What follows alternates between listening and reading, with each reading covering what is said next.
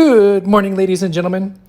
So today is buggy game preview day, and you guys are gonna get a laugh out of this. I've been yelling at my developers, like literally. If you see the screenshots, like profanity of like, you guys need to ducking fix this and ducking fix that, but it's not ducking fixed yet. So that's why you see my interface in Japanese. If you're paying attention, there's gonna be some Japanese characters floating around. And to be honest with you, I don't speak Japanese.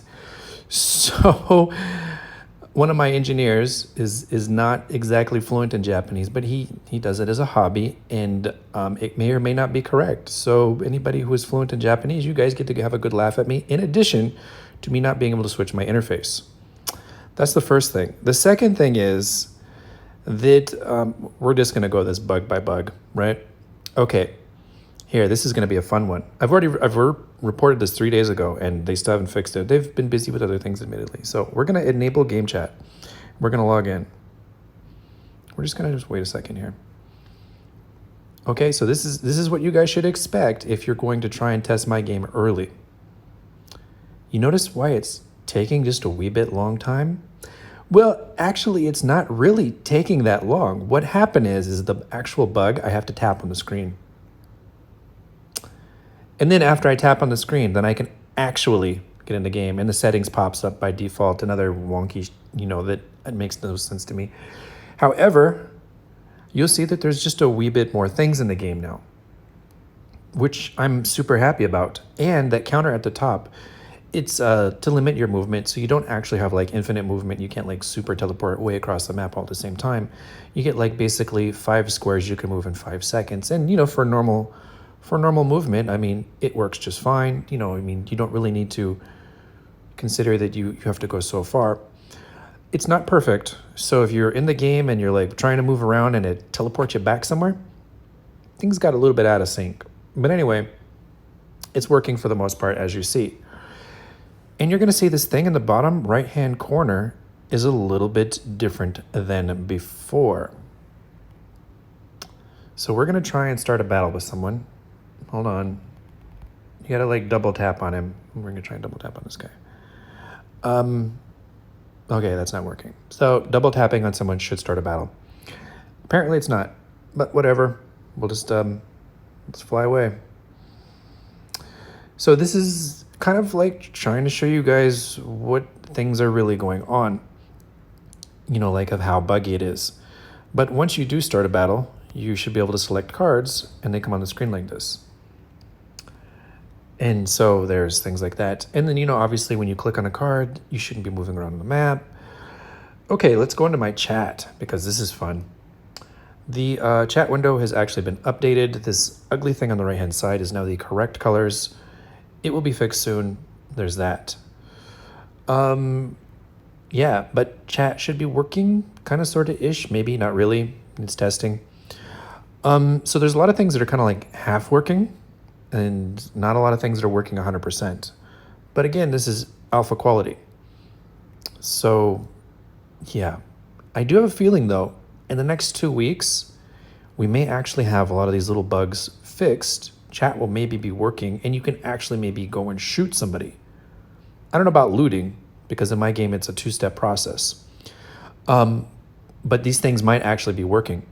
And we're gonna have more cards, so that it's not just like basically, 3 random things.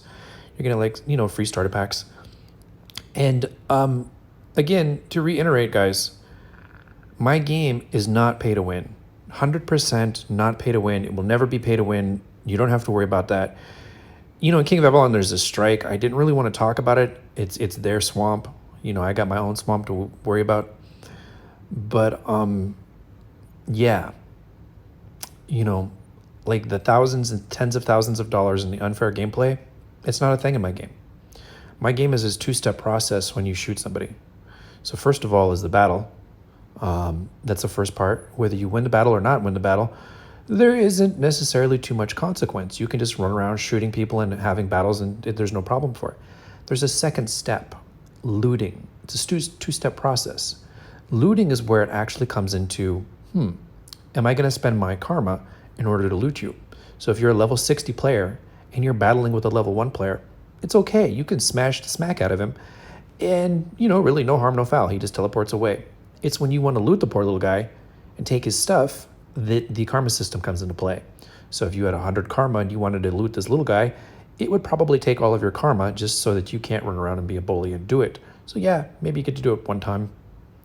But then after that, you're going to be stuck. You're going to be nerfed. Your luck is going to be bad because you're going to have no karma. So you probably don't want to do it. Therefore, battling anybody, cool. Go into arena, have fun, win prizes, all that good stuff all day long. Looting people and being a bully, nope. There's an automatic system for it.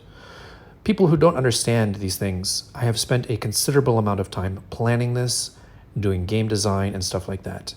Everything that you love about King of Avalon will be here, talking to your friends, the social aspect of it, lots of little free goodies, different content every month, new bad guys coming out. Oh yeah, wait, King of Avalon doesn't have all that. They have some of that. Anyway, all that stuff is going to be happening every season. So every season there's going to be like a reset, and it's going to be new content, new bad guys. That's the plan. New cards, new things to collect, new achievements to unlock. Do you kind of get where I'm going with this? And then on the weekends, it's going to be ranked tournaments. And so what happens is Monday through Friday, just, friggin' have fun.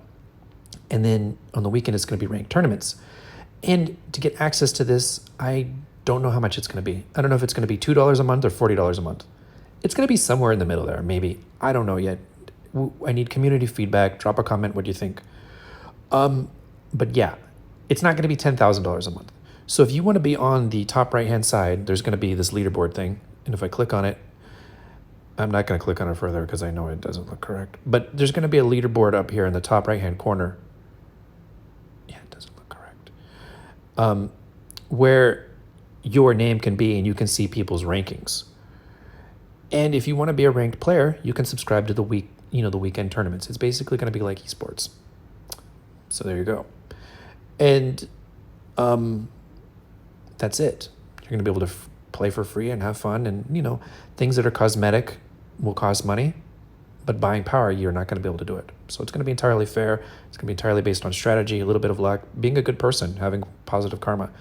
If you are a toxic person saying racist stuff, in my game, you're naturally going to get your karma hit and you're going to get devoiced.